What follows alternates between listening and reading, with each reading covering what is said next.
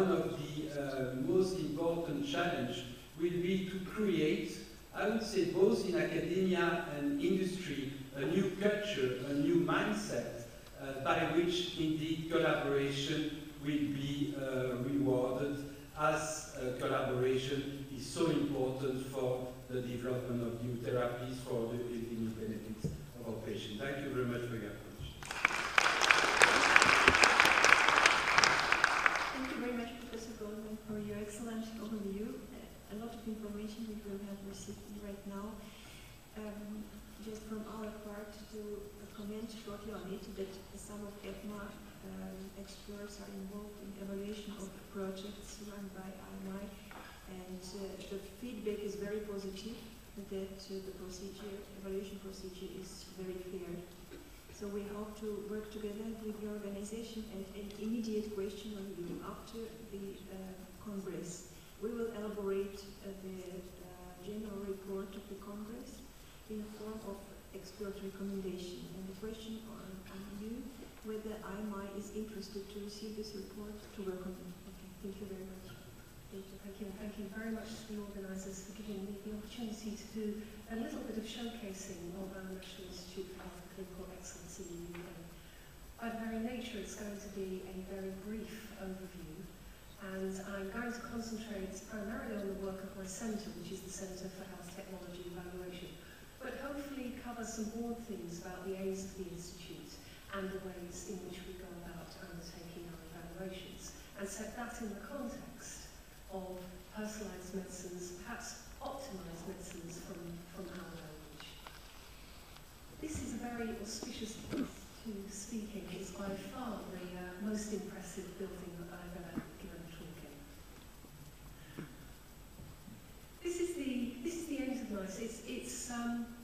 It's a synopsis, really, of our institute. Our institute was formed about 10 years ago by the previous government, continues to be in favour by our current coalition government. It's funded by government, but it's arm's length of it, which means that they set up broad frameworks, so they set up the legislation framework. But in terms of our work programmes and the way that we undertake our evaluations and produce our guidance, that's left for us as an institute to undertake. And that's very important, that concept of independence, whilst being endorsed by our government, that independent of it is very important, so that the signals that we send out to our health service, people feel are credible and independent of that perhaps political influence. But this is 4 bullet points really on why NICE was set up. It was about ensuring consistency and about speed of uptake of proven evaluations. So 10 years ago, perhaps our National Health Service in the UK was perceived very slow at adopting new technologies, at adopting new ways of doing things, and certainly was perceived as not being consistent, so that national in the National Health Service really wasn't very well perceived.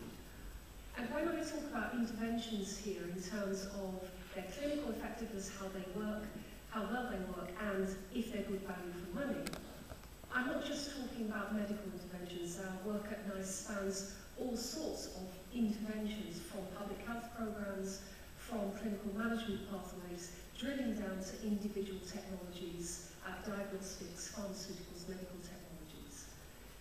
And in providing that national overview about the best way of doing things, the aim was to ensure a little bit more consistency of the practice of medicine and the practice of healthcare delivery within the UK. And whilst we have been set up by our UK government and our jurisdictions just in England and Wales, our guidance reaches out to the other jurisdictions in Scotland, Wales and Northern Ireland through various service level agreements. So we do have quite a unique national, you might even say international, focus within the UK health sector. Now, one of the controversial things for setting up NICE was it wasn't just about how well things worked out, about the good practice of medicines. It incorporated good value for money, so that dreaded term, cost effectiveness. Very much within our framework is about how well things work and how well things work compared to other things. But very much the focus also was in identifying that those new technologies that were really proven to add value and promoting their use. So once identified, really very clear signals to our National Health Service about uptake. This is a very simplified diagram of what we call our value proposition. That is, what do we, when we're talking to audiences, when we're talking to people about what matters to us, what are the key things?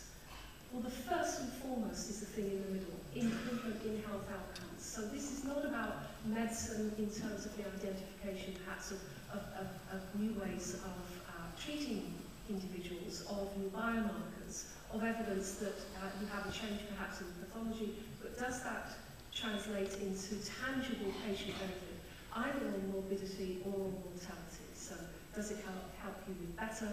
Does it help you live longer, or hopefully both?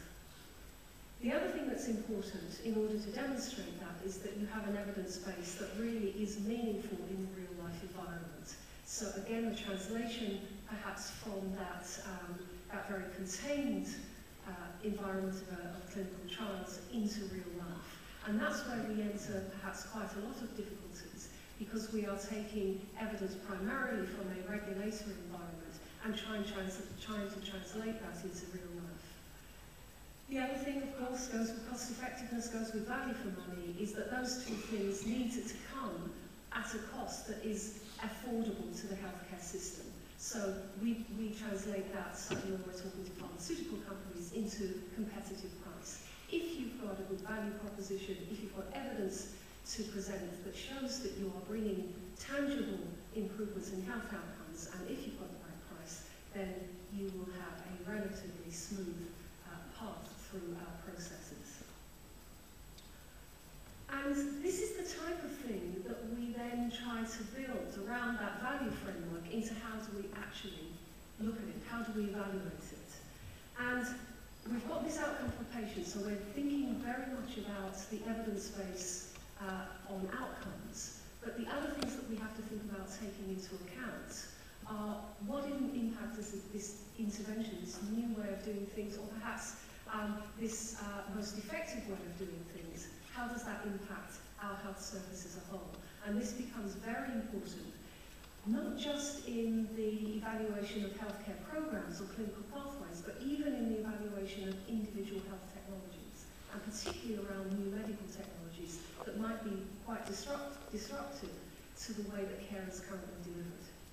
The other thing that's become very important over the last 10 years, but actually was extremely important when we started our institute, was this incorporation of the stakeholder perspective, to engage with stakeholders across the various disciplines, across industry, patients, health professionals, and to try to find a way to incorporate their views, at least, understand their views within the decision-making process.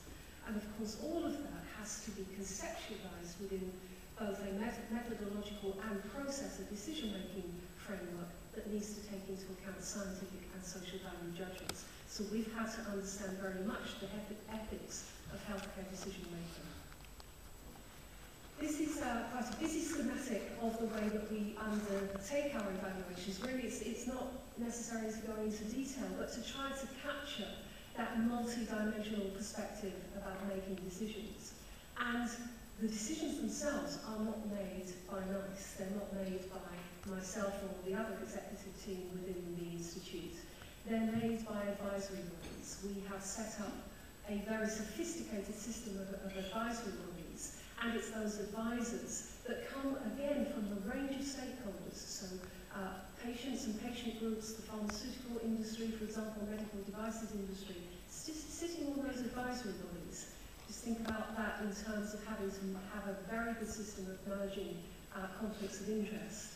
That becomes quite an important process component.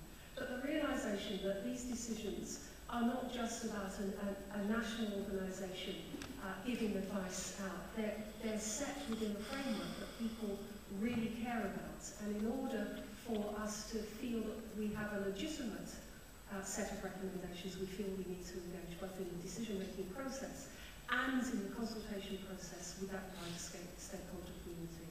All of our recommendations go out to public consultation before